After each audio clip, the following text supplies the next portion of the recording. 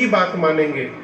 पंडितों ने कहा कि भगवान विश्वनाथ की आज्ञा से आपने लिखा है ना, विश्वनाथ जी यदि कहेंगे तो मानेंगे। तो गोस्वामी जी बोले ठीक है।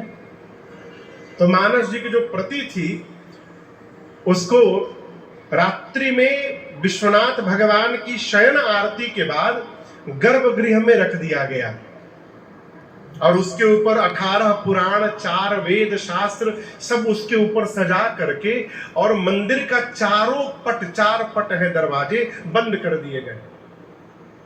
सारे काशी के विद्वान वहां बैठे, कोई घर नहीं गया। कहीं गोस्वामी जी रात में गड़बड़ कर दिए तो गोस्वामी जी भी बैठे रहे, रात भर रोते रहे गोस्वामी जी और एक ही बात कहते थे, बाबा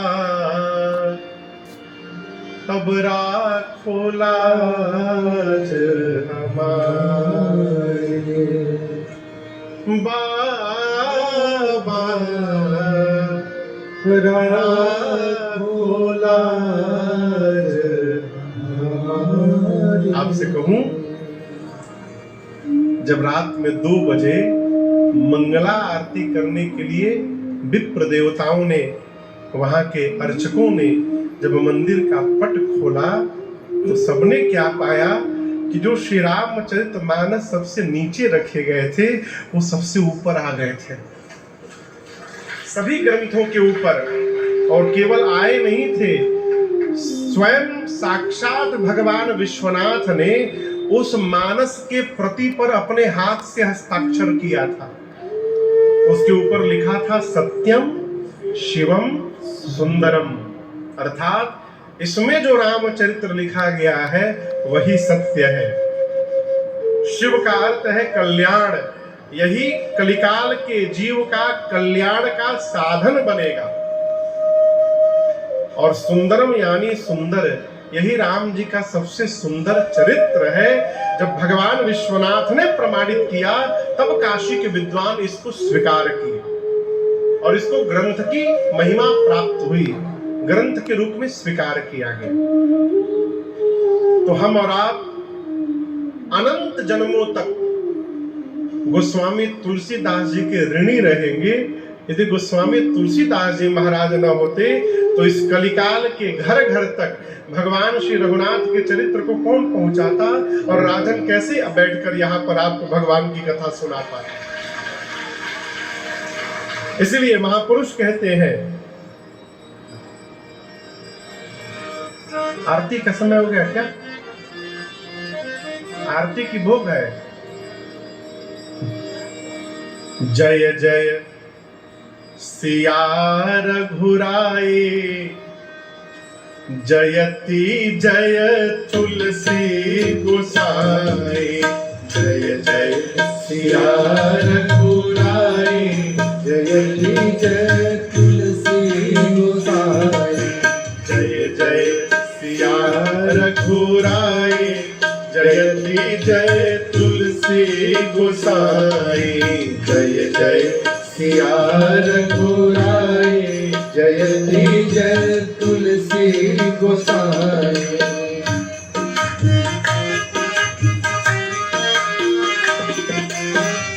आगम निगम पुराण निचोड़े, आगम निगम पुराण सभी लोग गाइए।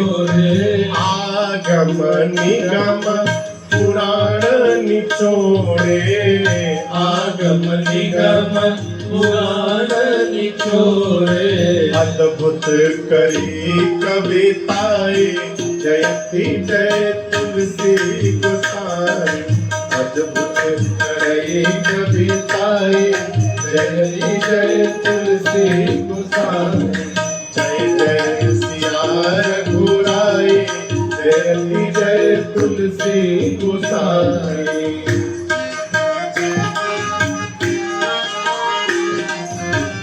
छंद सोरठा सुंदर दोहा, छंद सोरठा सुंदर दोहा।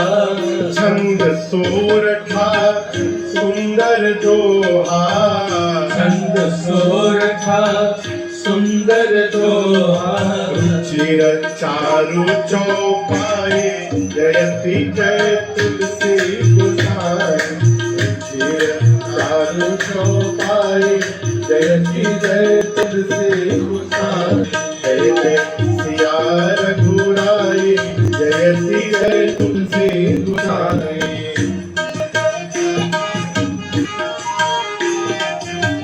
सत्यम शिवम सुंदरम लिख के, सत्यम शिवम सुंदरम लिख के, सत्यम शिवम सुंदरम लिख के, सत्यम शिवम सुंदरम लिख के। शिव जी ने मुहर लगाए जय तुलसी गोसाई। शिव जी ने मुहर लगाए जय तुलसी गोसाई। जय जय सिया रघुराई जयति जय तुलसी गोसाई। जय जय सिया रघुराई जयति जय तुलसी गोसाई। जयति जय तुलसी गोसाई।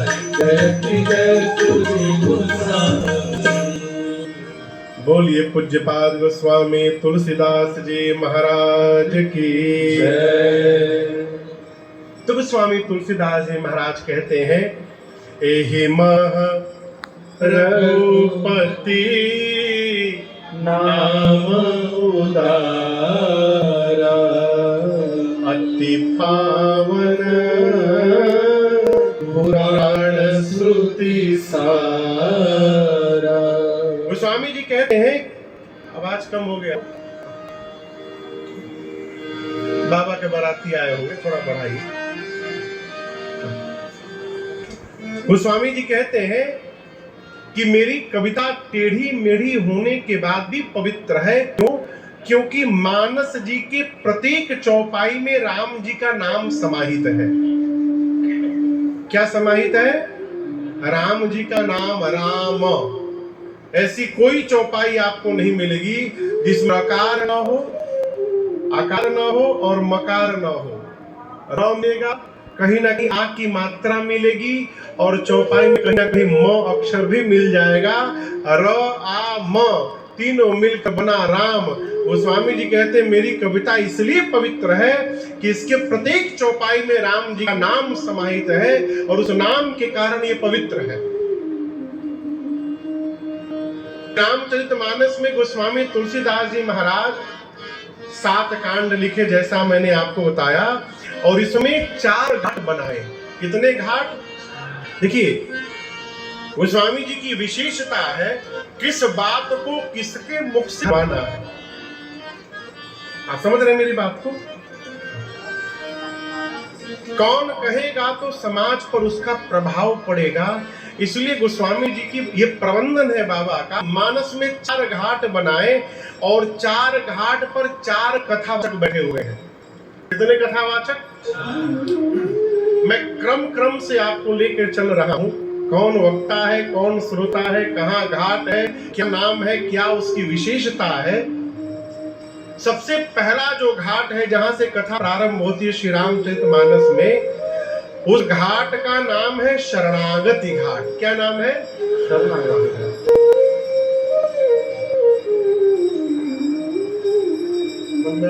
उतार दी पड़ जाए। क्या नाम है? ये घाट है काशी जी में 80 घाट।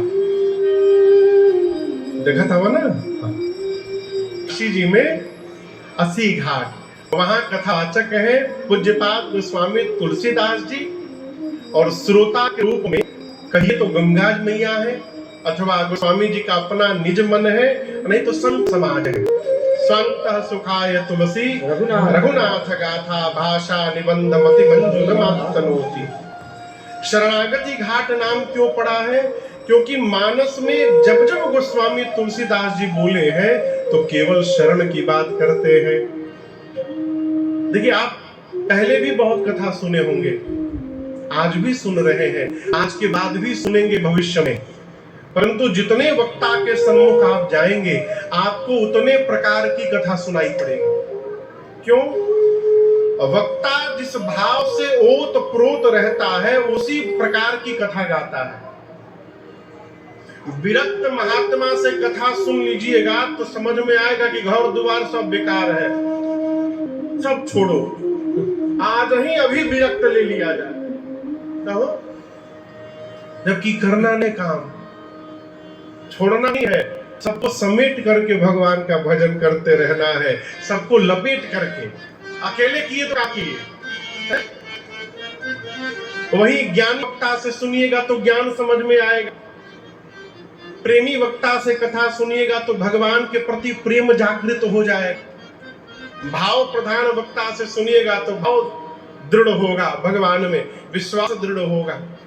तो गोस्वामी जी शरणागति घाट के वक्ता है। आप मानस जी को पढ़िए, वो बार बार एक ही बात कहते हैं, महा मंद मन सुख चहसे ऐसे ही प्रभु ही बेसा। वो केवल एक बात कहते हैं, भगवान की शरण में चलिए। कहाँ चलिए? दुनिया का सबसे आसान काम है यही बाबू, दुनिया का सबसे आसान काम है। कहाँ? भगवान के सामने चले जाइए और जाकर कहिए, मैंने सुना है आपने उसको तार दिया, आपने उसको तार दिया, आपने इसका उद्धार कर दिया, हम काहे माने? हम क्यों माने? हमारा उद्धार करिएगा तब न हम मानेंगे, है?